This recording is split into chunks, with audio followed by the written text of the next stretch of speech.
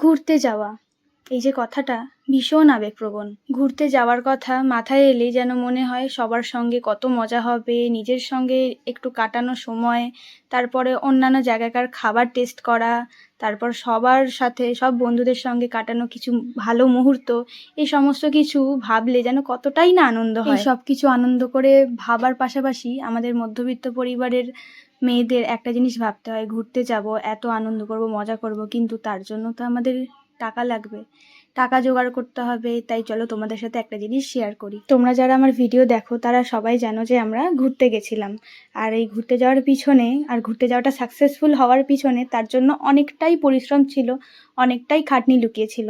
তার মধ্যে থাকছে এই যে এইটা যদি আমি না জমাতাম তাহলে হয়তো আমার এইবারে বা এই বছরে দার্জিলিংয়ে ঘুরতে যাওয়াটা হতোই না। অল্প অল্প করে টাকা জমিয়ে নিজের শখ আহ্লাদ পূরণ করতে বেশ ভালোই লাগে, তাই না?